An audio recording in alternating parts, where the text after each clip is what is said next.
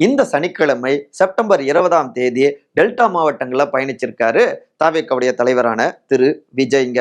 நாகப்பட்டினத்துல attack அரசியல் கொஞ்சம் தூக்கலாகவே இருந்தது. திமுக அட்டாக் அரசியல். இன்னும் சொல்லணும்னா மிரட்டி பாக்குறீங்களா சிஎம் சார் அப்படின்லாம் கேள்வி கேட்டிருக்காரு.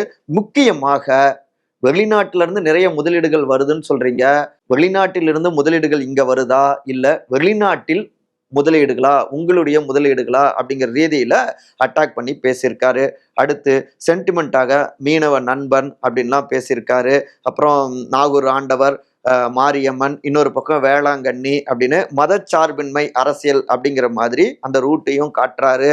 அடுத்து அந்த தொகுதியில் இருக்கக்கூடிய பிரச்சனைகளை பட்டியலிட்டு பேசியிருக்காரு. மீனவர்களுக்கு எதுவுமே செய்யல அப்படின்னு. இன்னொரு பக்கம் இங்க மீனவர்கள் பாதிக்கப்படுறப்ப மட்டும் தமிழக மீனவர்கள் மற்ற மாநிலங்கள்ல பாதிக்கப்பட்டா இந்திய மீனவர்களா, இது எந்த வகையில நியாயம், பாசிச பாஜக அரசு அப்படின்னு பிரதமர் திரு நரேந்திர மோடி அவரையும் அட்டாக் செஞ்சு பேசியிருக்காரு. ஆனாலும் எங்களுக்கு எக்கச்சக்கமான கண்டிஷன்ஸ் போடுறீங்க, அதாவது தமிழ்நாடு கவர்மெண்ட்டை சொல்றாரு, திமுக கவர்மெண்ட்டை.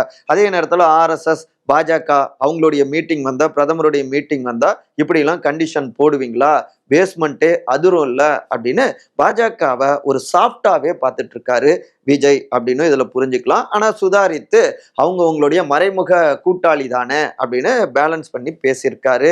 இன்னும் நிறைய விஷயங்களை கோடிட்டு காட்டியிருக்காரு. விரிவாக அந்த காணொலியில இருக்கு.